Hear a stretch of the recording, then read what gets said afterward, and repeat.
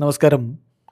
Raf talk ഫുട്ബോളിലേക്ക് ഏവർക്കും സ്വാഗതം. ഫിഫ വേൾഡ് കപ്പിൽ ഇത്തവണ ഏറ്റവും വലിയ ഫേവറിറ്റുകളായിട്ട് കണക്കാക്കപ്പെടുന്ന ടീമാണല്ലോ സ്പെയിന് അവരുടെ ആദ്യ മത്സരത്തിന് ഇന്ന് ഇറങ്ങുകയാണ്. ഇന്ന് രാത്രി ഇന്ത്യൻ സമയം 9:30 അവരുടെ ആദ്യ മത്സരം. എതിരാളികൾ കേപ്പ് വെർദെയാണ്. ഗ്രൂപ്പ് എച്ചിൽ സ്പെയിനിന് തന്നെയാണ് ആധിപത്യം. മികച്ചൊരു തുടക്കമിടാൻ സ്പെയിനിന് കഴിയും എന്ന പ്രതീക്ഷയിലാണ് ആരാധകരുള്ളത്.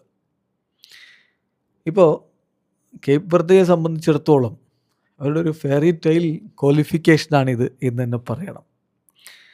അവരുടെ ഒരു പ്രകടനത്തിൻ്റെ കാര്യം നമ്മൾ നോക്കുകയാണെങ്കിൽ വളരെ കുഞ്ഞു രാജ്യമാണ്. മാത്രമല്ല അവർ ഇൻഡിപെൻഡൻസ് കിട്ടിയിട്ട് ഒരു 19 വർഷമാകുന്നു. 50 വർഷമാണ് പോർച്ചുഗലിൽ നിന്ന് അവർക്ക് സ്വാതന്ത്ര്യം കിട്ടിയിട്ടായിട്ടുള്ളൂ. അപ്പോഴേക്കും അവരിതാ വേൾഡ് കപ്പ് കളിക്കാൻ തയ്യാറായി വരികയാണ്. 10 ദ്വീപുകൾ ചേരുന്ന അറ്റ്ലാന്റിക്കിലെ ഒരു ദ്വീപ സമൂഹം, അതാണ് കേപ്പ് വെർദെ. സ്പെയിനിനെ പോലുള്ളൊരു വമ്പൻ ടീമിനോട് അവർക്ക് എങ്ങനെ ഏറ്റുമുട്ടി നിൽക്കാൻ പറ്റും എന്നുള്ളതാണ് ചോദ്യം. സ്പെയിൻ ഓൾറെഡി 2010 കിരീടം ചൂടിയതാണ്. വീണ്ടും ഇനിയൊരു കിരീടം ഇത്തവണ അവർക്ക് സാധിക്കുമോ എന്നുള്ളതാണ് ചോദ്യം.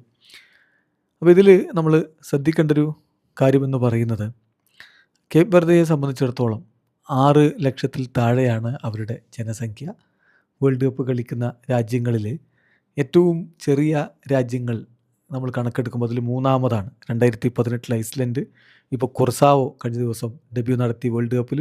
അതിനുശേഷം ഏറ്റവും ചെറിയ രാജ്യം 6 ലക്ഷം ഇൻഹാബിറ്റൻസ് ഉള്ള കേപ്പ് വെർദെ ഇന്ന് കളിക്കാൻ ഇറങ്ങുന്നു. കേപ്പ് വെർദയുടെ ടീമിൽ ഒരൊറ്റയാൾ മാത്രമാണ് കേപ്പ് വെർദയിൽ ജനിച്ചിട്ടുള്ളത്. ബാക്കിയുള്ളവരൊക്കെ യൂറോപ്പിലും മറ്റുമൊക്കെ ആയിട്ട് ജനിച്ചിട്ടുള്ളവരാണ്. ഏതായാലും ഈ ടീം കാമറൂണിനെ പോലുള്ളൊരു ടീമിനെ വേൾഡ് കപ്പിന് യോഗ്യത നേടാൻ അനുവദിക്കാതെ കയറി വന്ന ടീമാണ്. അക്കാര്യം മറക്കേണ്ടതില്ല എന്ന് ലൂയിസ് ഡിലാഫ്യൂൻ്റെ ഇന്നലെ പറയുന്നതിലുണ്ട്.